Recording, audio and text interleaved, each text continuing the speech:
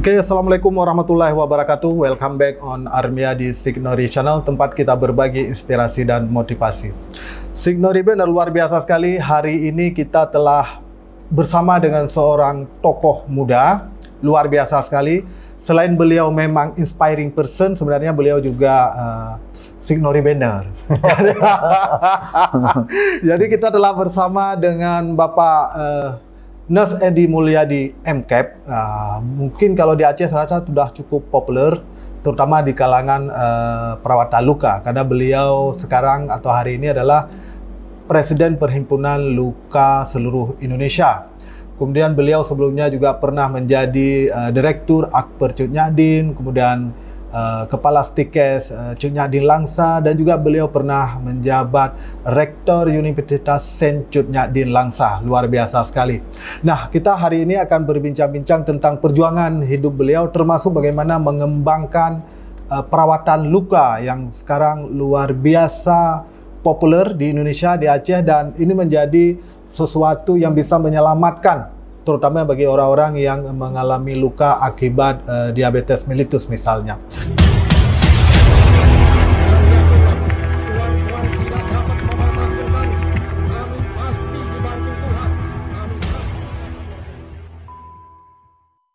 Oke, baik. Terima kasih Pak Edi sudah bersama kami ini. Tapi sebelum kita mulai, saya mau ingatkan Signori Banner dulu. Yang belum mensubscribe channel ini, silahkan mensubscribe. Karena agar Anda bisa terus mengikuti video-video dari kami yang menghadirkan sosok inspiratif. Semoga saja ada video-video yang kami tampilkan yang bisa mengubah hidup Anda. Oke, baik Pak Edi. Ini yang pertama dulu dan yang paling menarik, bahwa Pak Edi tidak menjadi pegawai negeri, di mana pada saat slating Pak Edi itu semuanya pegawai negeri karena mereka mengikuti, tapi Pak Edi tidak mengikuti pegawai negeri, lebih memilih untuk di dunia swasta. Bisa dijelaskan semangat apa itu yang terdapat sama Pak Edi?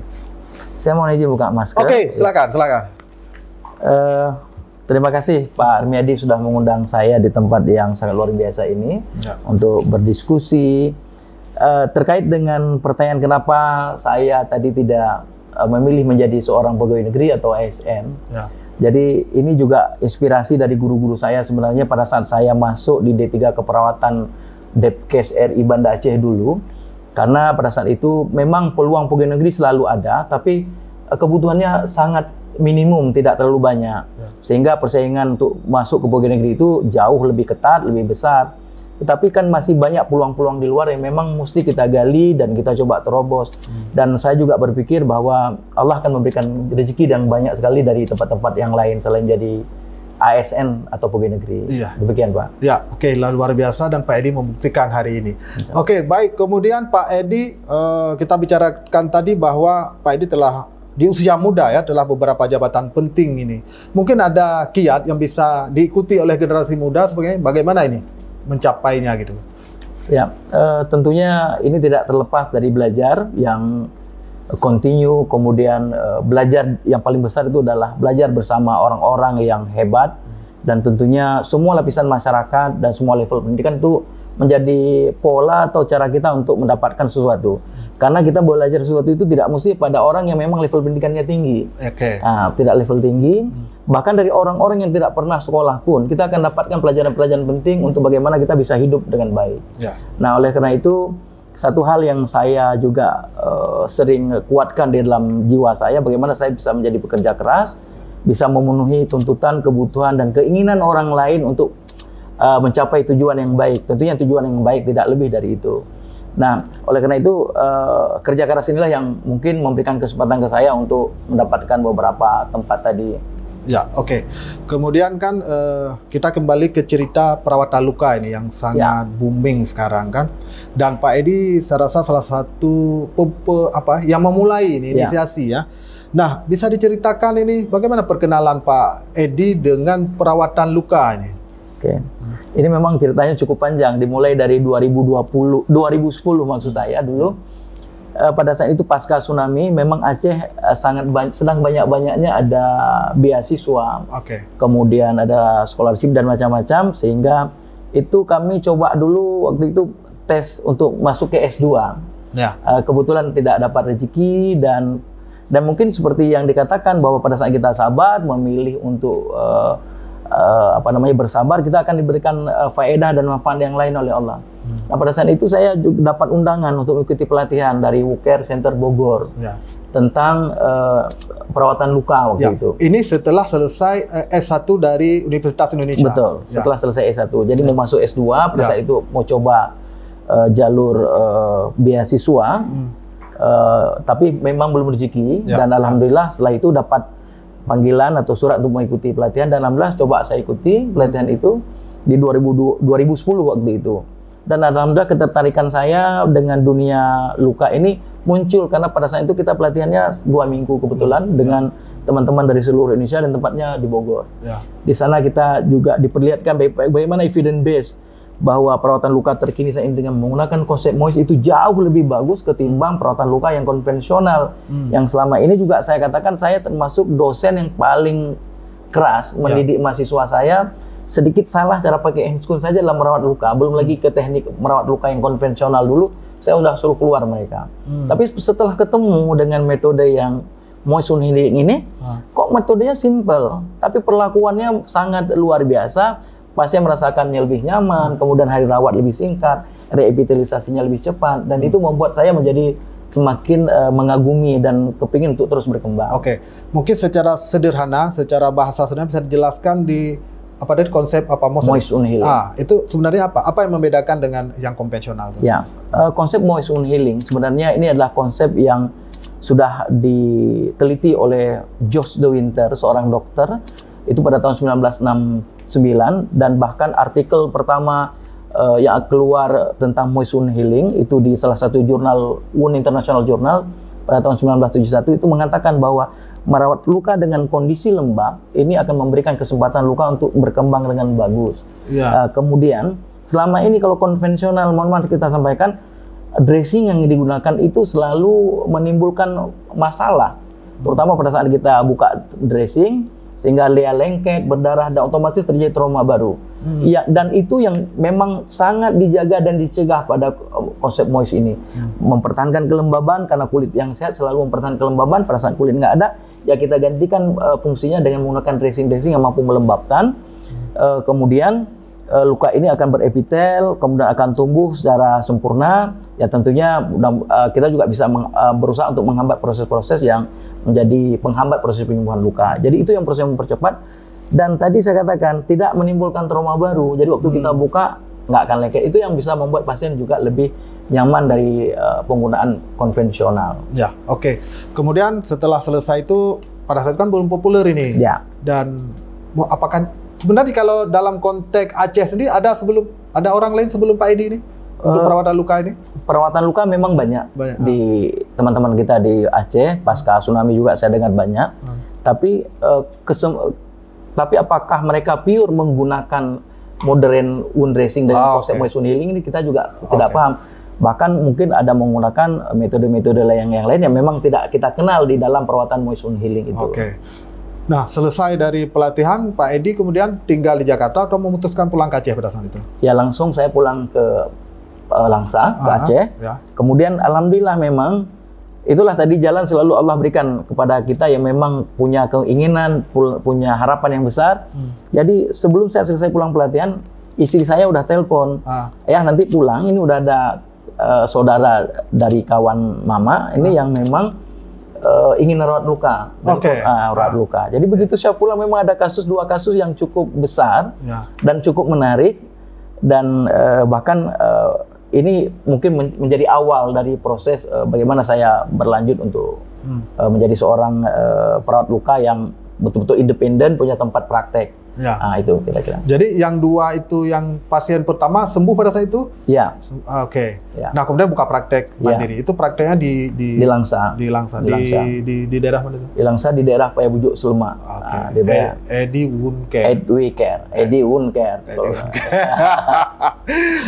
Nah kemudian kan sudah buka praktek ini. Kemudian apa yang melatar belakangi kemudian jadi Pak Edi kan jadi mengembangkan bukan cuma di Aceh, di seluruh Indonesia. Sekarang Pak Edi yang menjadi pelatih dan juga presiden dari Perhimpunan Perawat Luka sendiri. Ya. Itu apa motivasinya sehingga terlibat dalam penyebar luasan tuh?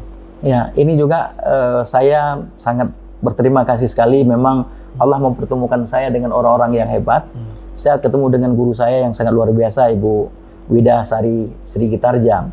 Beliau pada satu ketika setelah saya pulang ke Banda Aceh, karena kami memang pada saat pelatihan itu sudah diajarkan, tolong semua catat, case study itu dicatat dengan bagus, buat menjadi satu laporan yang bagus, sehingga nanti pada saat kegiatan-kegiatan kita bisa tampilkan.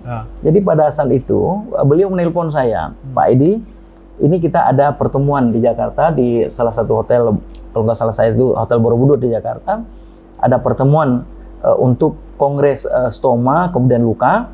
Pak Edi, saya minta untuk bisa mengisi satu slot. Perasaan saya ini bercampur aduk, Pak Armi, karena yang namanya kita belum pernah di event internasional, itu event internasional bukan nasional, langsung event internasional. Yang pertama saya pikirkanlah saya tidak bisa berbahasa Inggris dengan baik. Nah, kemudian yang kedua, saya belum tampil nasional aja belum, tapi kok langsung saya dikasih event internasional.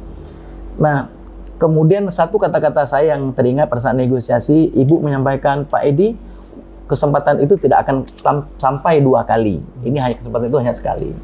Jadi dari situ saya diberikan kesempatan untuk merenung, berpikir, kemudian juga beberapa hari kemudian saya diminta jawaban. Tapi akhirnya setelah saya berdiskusi, pokoknya saya harus maju karena ini adalah kesempatan. Ya, mudah-mudahan nanti Ibu bisa dampingi saya katakan. Dan alhamdulillah saya tampil di Jakarta untuk pertama kali di forum internasional dan mendapatkan sambutan yang sangat baik karena saya sampaikan ada kasus yang sangat menarik pada saat itu, yang bahkan mungkin perawatannya udah sampai ke negara luar, tapi maksudnya proses penyembuhannya insya Allah bisa saya tangani dengan baik dan selesai dengan baik. Oke, dan mendapat apresiasi yang bagus sehingga menimbulkan kepercayaan diri untuk menjadi trainer gitu ya.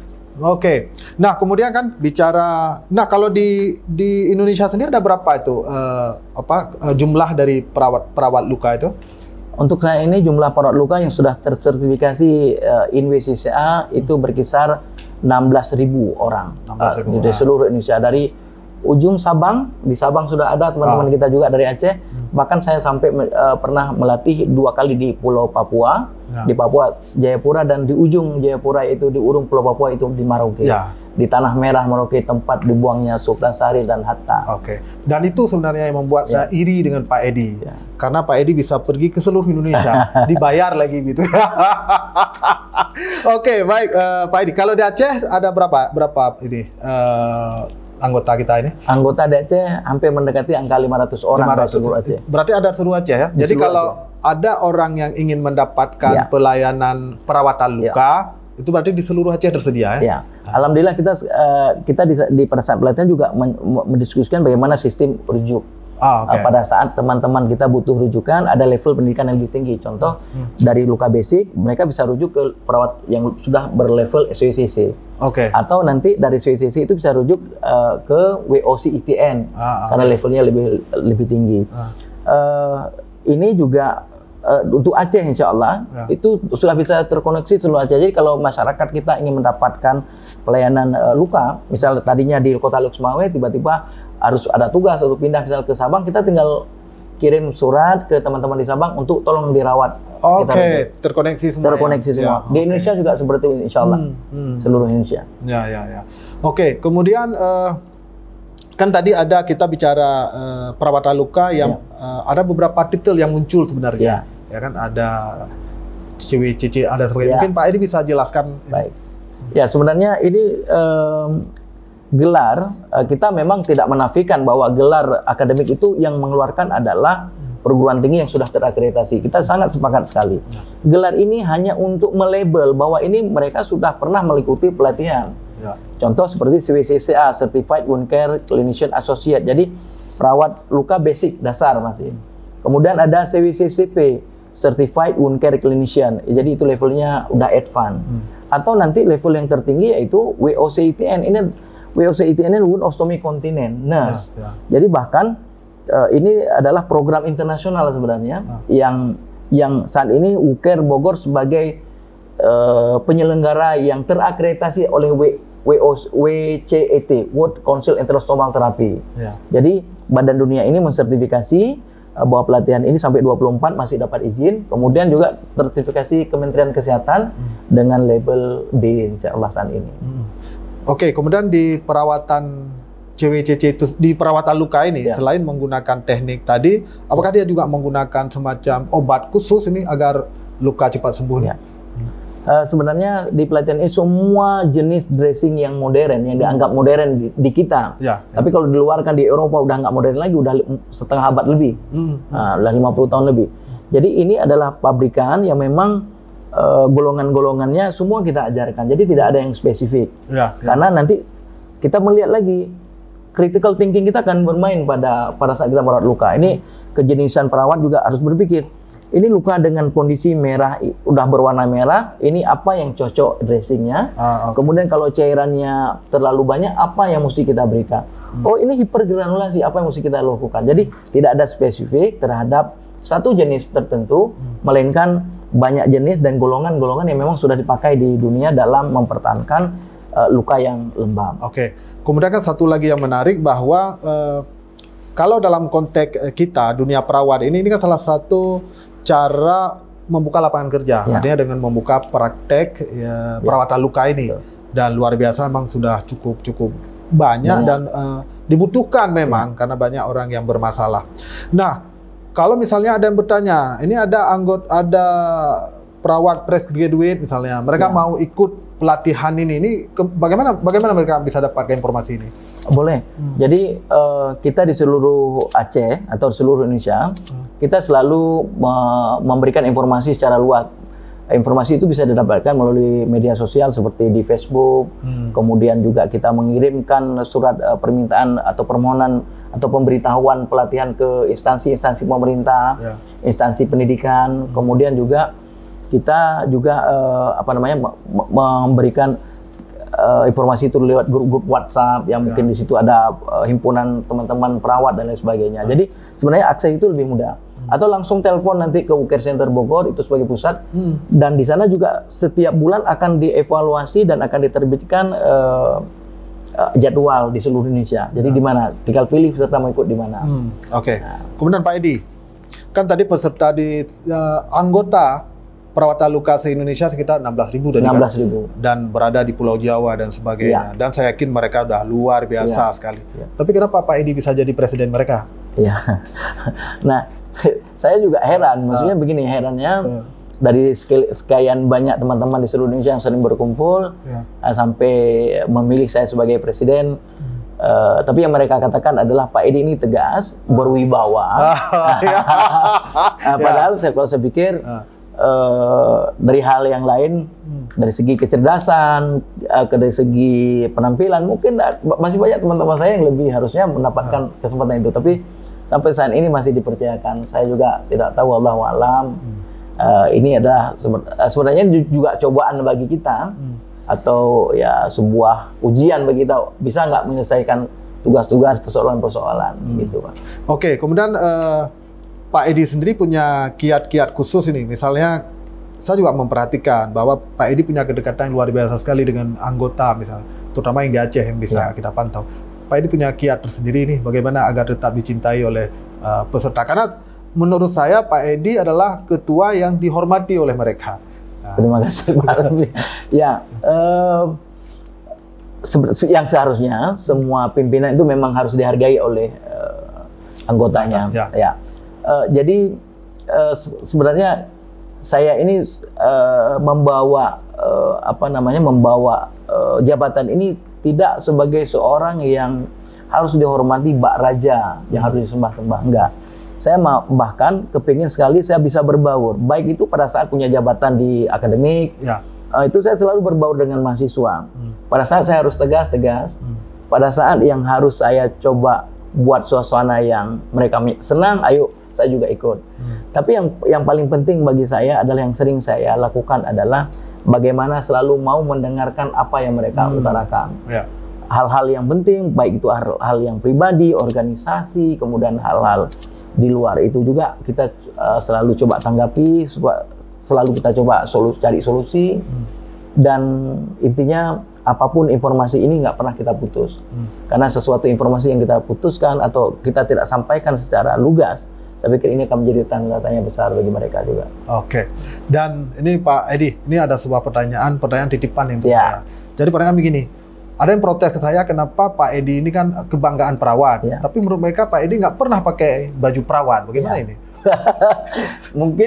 Mungkin yang bertanya ini tidak berteman dengan saya di Facebook atau tidak berteman saya dengan di Instagram saya.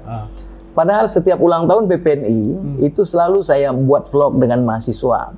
Saya mengucapkan selamat ulang tahun kepada PPNI dan di situ saya menggunakan langsung jas PPNI berwarna merah marun yang kita cintai sama-sama. Itu yang pertama.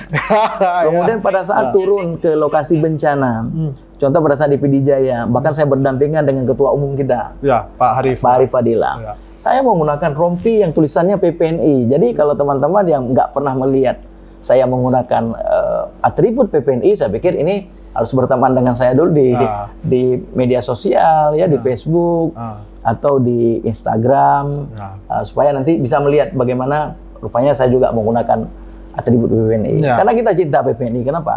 Kenapa kita harus menaifkan hal yang tidak? Pendidikan kita juga sudah sempurna ini. Betul. Oke, Pak Edi. Kemudian, ini mungkin yang terakhir.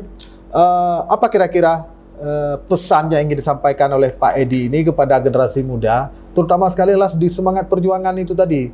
Ada kalau saya sendiri mengagumi Pak Edi ketika kami yang lain ini memilih terus berjuang untuk pegawai negeri, Pak Edi memilih untuk di dunia sosial, di dunia wira swasta, dan saya rasa cukup apa yang didapatkan hari ini jauh di atas kami yang berjuang di PNS. Apa kira-kira nasihatnya ini? Kepada teman-teman, saya pikir juga semua punya tujuan hidup. Pilihan itu silahkan ditentukan masing-masing. Kalau kita yakin akan berkembang dan hebat bersama ASN atau jadi pegawai negeri, lakukan. Nggak ada masalah, go on. Kemudian kalau seandainya memang kita memilih untuk di luar, saya pikir ini menjadi lebih bebas. Karena konsep kebebasan bagi saya itu lebih menyenangkan. Maksudnya begini, saya tidak perlu mengumpulkan portofolio untuk naik pangkat. Saya itu yang paling nggak suka sebenarnya.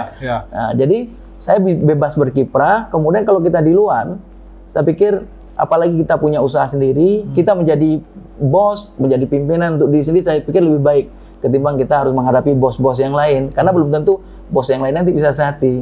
Tetapi kembali lagi ke personal masing-masing. Karena saya juga tidak, mungkin perjalanan hidup saya juga tidak terlalu mulus. Saya juga berada di latar belakang orang tua yang hanya guru SD, yang pada saat itu tidak ada sertifikasi dosen, pada saat itu sertifikasi guru. Sertifikasi guru maksud saya. Kemudian setiap terima gaji akan habis untuk nutup utang ataupun pinjaman sebelumnya, dan mereka juga harus berusaha keras. Termasuk saya, mulai dari SD saya sudah bekerja untuk ikut-ikut perontok padi. Luar biasa. Perontok padi. Itu waktu SD. Dari SD kelas 6. Itu sudah ikut yang perontok. Mungkin anak-anak sekarang sudah jarang lihat perontok padi, karena sekarang di sawah ada mobil. Ada mobil. Tapi dulu diangkat itu. Tapi itu saya modelnya masih ada pakai roda, kemudian bisa angkat, mungkin itu juga tidak terlalu tidak terlalu sulit. Kemudian sampai SMP. Kemudian pada saat itu saya juga sampai belajar bagaimana memelihara kambing. Jadi melihara kambing untuk jadi biaya untuk saya melunasi uang sekolah di SMP. Kemudian juga waktu SMA, historinya panjang. Waktu SMA saya juga bekerja itu pada saudara angkat saya yang sekarang juga sudah almarhum, itu bekerja mendayung beca untuk jual air. Dulu kan nggak ada air pam, nggak ada suling atau air yang sekarang kayak di penyedia air isi ulang kan dulu nggak ada, harus ngangkut pakai jetigen. Itu di mana itu? Di Sawang, di mana itu? Di Bungkah. Saya pernah bekerja sampai 2 tahun ngangkut air di Bungkah, di kota di Gede Bungkah. Jadi makanya saya sangat kenal sekali dengan warga-warga Bungkah, dan itulah perjuangan hidup. Dan waktu di Jakarta juga, waktu saya ngambil di UI, kuliah di UI, itu masih perjuangan hebat juga. Pada saat saya sebenarnya jalan ke Jakarta itu dan Bandung itu cuma untuk liburan, karena ada simpan uang sedikit hasil kerja, karena tamat akper saya udah bekerja. Saya simpan uang. Di mana? Oh, di mana tuh? Oh, di Cunyadin. Iya, saya setelah tamat Akbar Depkes dulu langsung 97 itu bekerja sebagai dosen di Akbar Cunyadin waktu itu, Ya. di Langsa. Kemudian ada simpanan sedikit setelah setahun bekerja. Saya 2 tahun bekerja, tahun 2000 berangkatlah ke Jakarta sebenarnya untuk refreshing aja, main-main sampai ke Bandung. Tapi di sana diajak ikut tes, saya ikut tes. Kebetulan saya bawa berkas segala macam. Saya coba ikut tes di UI dan ikut tes di Unpad. Setelah ikut tes kan saya kemudian beberapa hari di Jakarta, pulang lagi ke Langsa untuk bekerja. Dan kemudian saya dihubungi oleh salah seorang teman saya yang sangat luar biasa juga, Zumadi Haksa, yang sekarang di Poltekkes, dosen di Poltekkes Aceh. Menelpon bahwa saya lulus, Jumadi juga lulus pada saat itu. Cuma saya sampaikan saya nggak bisa berangkat, saya nggak ada uang, nggak ada biaya. Ya. Cuma waktu itu dia langsung bilang, bodoh kamu, orang masuk UI itu nggak gampang. Nggak gampang. Jadi sekarang kamu datangi yayasan, bilang pinjam aja uang dulu, kemudian minta utang aja juga boleh. Yang penting harus berangkat ulang.